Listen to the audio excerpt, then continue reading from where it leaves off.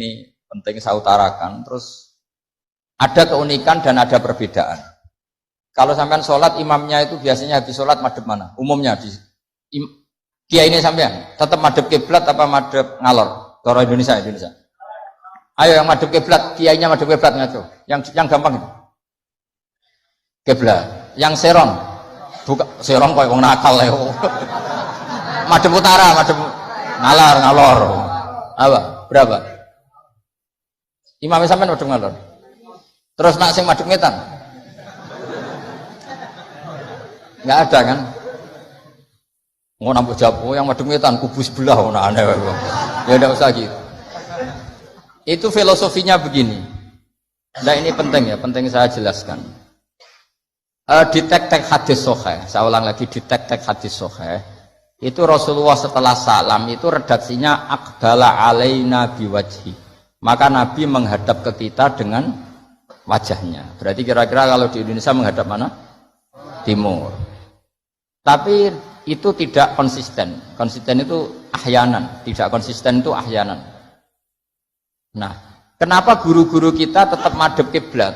Karena afdhalul jihad itu kiblat. Kadang guru kita kadang menghadap apa? Utara. Tapi sebagian guru kita juga kadang menghadap ke timur, misalnya langsung ngaji. Itu filosofinya gini di beberapa syarah di Fathul Bari itu. Nabi itu kan sholat, dengerin ya, Nabi itu sholat. Makmumnya itu rata-rata itu kadang 7 kilo dari dalamnya Nabi. Dengerin ya, berapa? 7 kilo, udah pakai motor ninja enggak, 7 kilo pakai onta. Kalau sampean bilang 7 kilo pakai motor kan cepat. Resikonya apa? Ini dengerin, awas kalau salah. Berarti kalau salah sanad. Maksudnya sampean yang salah, bukan saya. Artinya andekan, tak ulang lagi, andekan Nabi tetap berposisi menghadap kiblat, maka makmum yang baru datang tuh ngira Nabi masih sholat.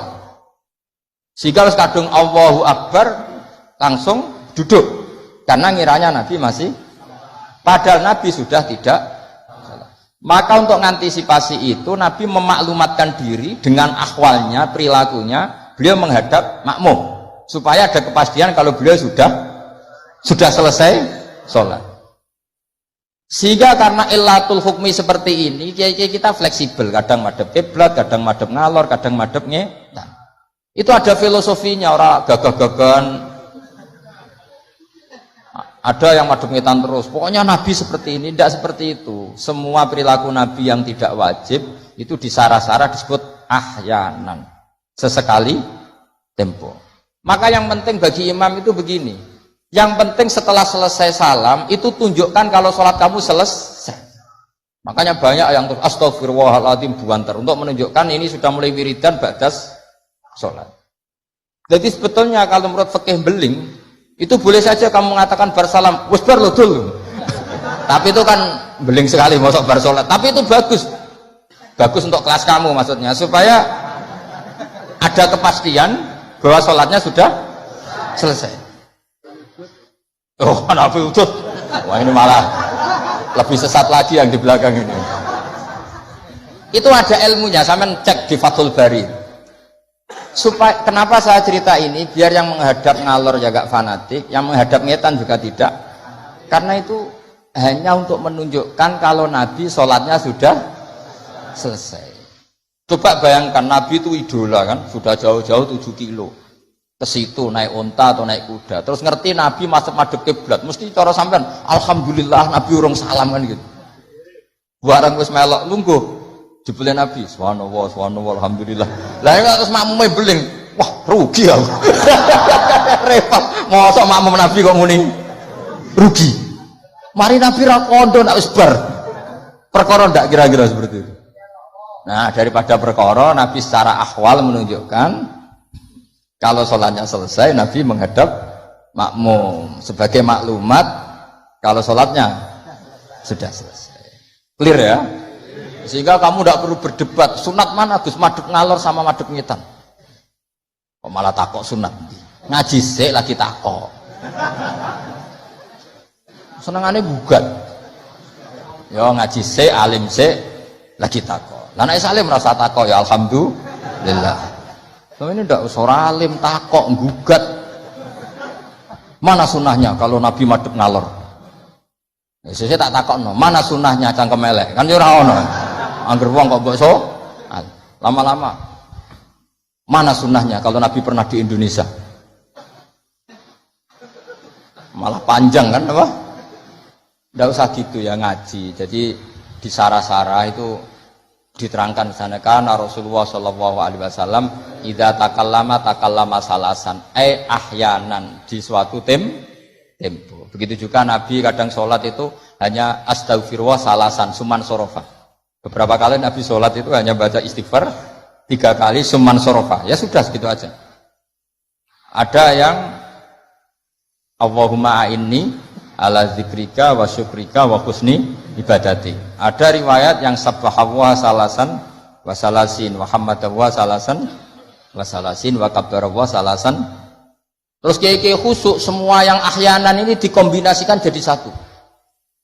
Jadi kita yang ahlul ilmi ini eskal. Wong Nabi itu paketnya satu-satu, tapi oleh kiai khusuk itu semuanya dirangkum jadi paket lengkap. Ini ya ada, tasbihnya ya ada, doanya ya ada. Maka makmum-makmum yang kesibukan ini bingung, ini gimana ini kok paket lengkap, kan lama akhirnya. Lewong sholat yang rukun saja lama nggak boleh, apalagi wiridan. Maksudnya bukan terus nggak boleh ya enggak, maksudnya yuk mikir makmum. Makanya diantara ciri khas Indonesia itu walinya sebagian diyakini dari Samarkand, dari Tashkent, Uzbek, sebagian tentu. Itu saya ketika mondok di Mbah Mun, itu Mbah Mun yang mimpin sholat. Itu kalau wiridan ya separuh sudah bubar. Saya pernah di Lirboyo melihat ya separuh sudah bubar. Ternyata yang kelakuan kayak gitu ada di Uzbek. Meskipun imamnya mursyid separuh bubar. Itu tradisi yang bagus, itu harus ditiru. Artinya harus ditiru gini, untuk menjaga konstitusi wong nunggu guru ono separuh. Untuk menjaga konstitusi kalau nggak wajib ada yang bubar. Kalau semuanya nunggu berarti ini mewajibkan sesuatu yang tidak wajib. Itu bahaya kalau dalam konstitusi ilmu. Sayyid Abdullah bin Husain bin Thohir yang ngarang Sulam Taufik itu diantara masalah besar dalam ilmu apa? Ijabu malam yajib, mewajibkan sesuatu yang tidak wajib. Sehingga para ulama itu yang ikuti Sulam Taufik yang dikarang Sayyid Abdullah bin Husain bin Thohir, benar ya, Abdullah bin Husain bin Thohir. Itu kalau muridnya wiridan terus dia mau, cung ora wajib kok wiridan terus, kok dikira wajib. Tapi nak tahu ora tahu wiridan ya dia sunat ora tahu mbok lakoni. Nah itu akhirnya di Indonesia itu bagus, pondok-pondok besar di Indonesia kalau kiainya, padahal yang imami kiainya, apalagi ketua keamanan malah ditinggal. Oh penggane nangkep wong kan gitu. Saya dulu pernah sholat, Mbah Mun nggak ngimami, yang ngimami ketua keamanan itu belum takbir separuh sudah bubar. Karena kecewa kan kita ingin makmum Mbah Mun, ngapain ini yang maju? Wah repot. Ya jadi tradisi itu jangan pahami yang macam-macam ya. Bubar separuh, anggap saja menjaga konstitusi ilmu bahwa tidak boleh yang nggak wajib berstatus wajib. Tapi yang tetap wiridan ya monggo, mungkin tidak punya kesibukan. Sehingga Quran itu fleksibel. Orang baik itu siapa? Orang baik adalah yadhkuruna wa qiyamau wa qu'udaw wa ala junubihim. Jadi wiridan tidak harus lungguh, sambil berdiri ya boleh, sambil jalan ya boleh. Fa idza qudiyatis sholatu fantasiru fil ardi wabtahu min fadlillah wazkurullaha katsiran. Itu ayat wazkurullaha katsiran itu setelah fantasiru ya sudah, kalau mau bubar ya bubar enggak apa-apa. Tapi harus selalu ingat Allah.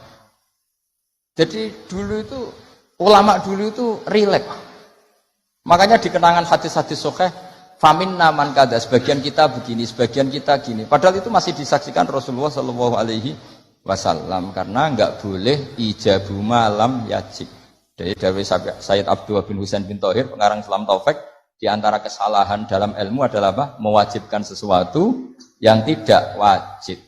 Sehingga Rasulullah saking menjaga konstitusi itu, Rasulullah itu figur yang luar biasa. Sampean sowan bupati atau sowan kiai, bar rokok, bar tangi itu, kira-kira sopan apa enggak? Enggak sopan kan? Harus sikatan dulu. Sebab itu normalnya sikatan itu wajib kalau mau sholat. Mau sowan kiai wes sikatan. Tapi Nabi kalau mewajibkan sikatan, maka melanggar konstitusi ilmu. Karena mewajibkan sesuatu yang tidak.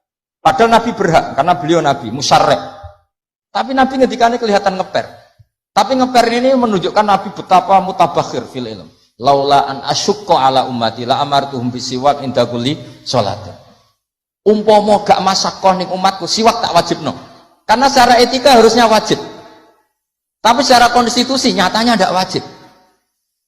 Nah karena bena ini, kira mana nih bena? Ya antarane iku, Nabi ngendikane laula an asyukur. Nabi itu suka qiyamul lail, itu suka sekali, bukan enggak sekedar suka. Sehingga beliau qiyamul lail di masjid. Tapi ketika sahabat ikut qiyamul lail lagi, Nabi enggak keluar lagi. Karena takut dianggap wajib. Itu Nabi. Makanya saya itu sebenarnya kepengen poso Senin Kemis, tapi nggak ngerti kok poso Senin Kemis kok dikira wajib. Karena aku tahu poso. Maksudnya aja ditiru. Ini buat cerita. Ini agak-agak arogansi ilmu, tapi memang harus ada yang jaga konstitusi ilmu. Ini saya punya teman ya amang rokokan. Mungkin untuk menunjukkan ada kaul sing ngarani oleh. Buktinya aku rokok. Tapi saya nggak rokok. Jadi harus ada yang menjaga konstitusi ilmu. Saya sering ngecek beberapa hadis. Nabi itu kalau ada sesuatu yang positif, inginnya itu diwajibkan. Tapi secara konstitusi enggak wajib. Misalnya menggambarkan betapa pentingnya taatnya istri sama suami. Nabi ngendikan gimana tuh? Kalau saja boleh, seseorang makhluk boleh sujud sama makhluk, maka saya akan memerintahkan seorang istri bersujud sama suaminya. Tentu suami yang enggak kayak sampean, maksudnya itu gambaran gambaran. Sampeyan ora usah disujudi. Ora dipisoi sampai gitu kan. Artinya Nabi itu menjaga konstitusi ilmu itu luar biasa. Ya kayak tadi, normalnya sikatan itu wajib enggak? Wajib kan normalnya loh. Karena tangi turu berrokokan. Terus muni Allahumma lakal hamdu bul. Tapi kalau diwajibkan secara konstitusi tidak wajib, tapi secara etika wajib. Makanya ngendikanya ngeper laula an asyukko ala umat. Sekarang tak beri contoh lagi. Ndak ini ngaji. Saya tadi sudah pamit sama Habib Bidin. Saya kalau Rejab itu memang nggak ngaji sudah. Jadi saya berai bukan ada masih di Damaran. Nanti saya tinggal satu pertemuan. Rejab ruah puasa itu saya tidak ngaji seperti ini. Jadi jeda. Anggap aja sinau menel, kulaan. Karena memang kalau mau Rejab itu banyak yang khataman di rumah. Jadi saya fokus ngurusi santri yang mau apa? Khataman. Tapi memang itu adat saya seperti tadi. Saya sudah matur Habib Bidin, matur Habib Amang, Habib Ali sudah. Memang artinya nggak ada apa-apa. Bukan karena bosan sampean bosan. Ya rondok lah mungkin. Tapi bukan karena itu. Saya beri contoh. Sekarang doa paling mustajab itu jam berapa? Kalau jam Indonesia kira-kira. Jam 3 kan? Atau setengah 4 lah. Kenapa harus ada sholat isya yang di Kudus jam berapa misalnya sholat isya? Biasanya setengah 8, anggap baca setengah 8 lah aman kalau jam. Maka Nabi ini ngeper, tapi ngepernya pinter, ngeper dari ilmu, bukan ngeper dari ragu. Ngeper itu ada dua, ada ngeper karena nggak ngerti, ada ngeper saking pinternya. Kayak saya ini kalau ngaji sesampean itu kan ngeper. Di satu sisi sunat karena diminta Habib Bidin, di sisi lain setengah dosa meninggal pondok. Itu mesti ngeper, kalau orang alim ngeper. Kayak sampean ngaji ini, saya tidak tahu malaikat ditulis ngaji cari ilmu, apa nggak dari masalah di rumah, tidak tahu saya. Itu orang alim pasti ngeper. Beda tipis ya. Itu mesti, itu bukan mungkin, mesti. Coba status anda ini nyari ilmu, apa nggak dari masalah? Sebagian ya nyata nyari ilmu yang nggak punya masalah, sebagian ya memang. Maka penjaga kuburan di wali-wali tak tanya. Wong sing tukang ziarah piye? Ngene Gus, nak ziarah sak jam, biasanya wong bener. Nek es telung dino alamat. Itu bukan karena hebat, mesti utangnya akeh. Apa meneh nak sak wulan, wah. Rondok mesti rondok buran baton. Maka Mbah Mun pernah cerita ke saya. Jadi kiai iku ya sinau, kadang iku ya keliru. Tak pikir keliru apa? Ternyata gini. Dhisik aku latihan kiai iku nek ana bocah prainan ning pondok tak puji. Wong prainan kok gak mulai, berarti cah sregep. Pernah Mbah Mun sebagai orang soleh itu husnudzon. Suatu saat ditakoki, "Cung kok ora mulai wong prainan? Timbang ning omah kan ngarit, Mbah." Kagetnya Mbah Mun. Lah cung tiwasa husnudzoni. Ya kan daripada ning omah prainan ngarit kan ada ning pondok. Coba kalau sampean ini di rumah. Wah ambek bojomu, kono anak murusi. Lawang tutup, pedus mlebokno. Daripada gitu ngaji gitu. Tapi ya ada yang, tapi tidak semua. Saya yakin tidak semua, cuma banyak. Enggak, ini bukan suudzon, ini ilmu. Ilmu itu tidak suudzon. Ilmu itu analisis, apa? Analisis.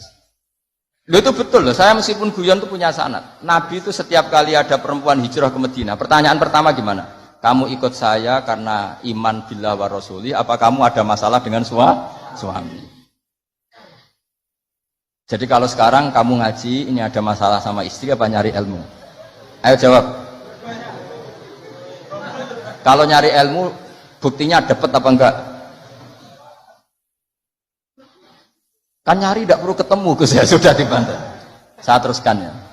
Betapa Rasulullah itu luar biasa, menjaga konstitusi ilmu, tapi yang menjaga etika. Sudah, kalau doa mustajab 3:30 atau jam 3. Kenapa sholat isya 7:30? Yang di waktu yang tidak begitu itu Nabi pernah sholat isya itu 3:30 kalau jam Indonesia kira-kira. Sampai Umar masyhur itu. Nama Sibyan, orang-orang sudah tidur. Nah Umar sampai bengok-bengok supaya Nabi itu bangun. Tapi bangunin Nabi gak berani. Pokoknya bikin agak gaduh supaya Nabi memperhatikan. Dulu gak ada sholawatan pakai terbang. Kalau ada mungkin terus sholawatan. Akhirnya Nabi rawuh, senyum-senyum Nabi. Saya tahu kalian protes karena sholat saya tidak lazim. Biasanya 7:30 kok ini 3:30 kira-kira gitu. Tapi laula an asyqa ala ummati. Andaikan saya tidak beratkan umatku, yang benar sholat isya ya jam seperti ini. Karena ini saatul ijabah. Jadi Nabi itu antara mengakui kalau itu saatul ijabah karena yanzilu rabbuna iku idza yabqa sulusul lailil akhir. Tapi dengan kenyataan kalau itu diteruskan masyaqqah bagi umatnya. Tapi kalau Nabi tidak pernah melakukan, dikira waktu afdol sholat isya tetap 7:30. Padahal ada yang afdol yaitu 3:30. Entah jam 3 atau 3:30. Maka Nabi ngendikannya 2 kali. Kalau saja tidak memberatkan umatku, maka mereka akan saya ajak sholat isya ya jam seperti ini. Karena jatuh pada saatil ijabah. Tapi kan berat. Berat gak kalau sampai ajak isya 3:30? Berat apa berat sekali? Berat sekali. Jadi ilmu itu harus dijaga konstitusinya. Ya, ilmu itu konstitusinya harus apa? Dijaga. Kayak tadi wa aqalluhu Allahumma sholli ala Muhammad. Meskipun kita tidak akan mempraktekkan sholawat dengan hanya Allahumma sholli ala Muhammad, tapi harus kita jaga. Ben nak ngelatih sholat wong awam sing lagi gelem sholat tidak langsung memberatkan. Coba wong awam lagi sholat kok latih nganti innaka hamidum majid Allahumma inni a'udzubika min adzab, ora sida sholat karena kesuwen. Jadi makanya ada paket minimalis. Bayangkan orang yang baru sholat, ada paket ideal.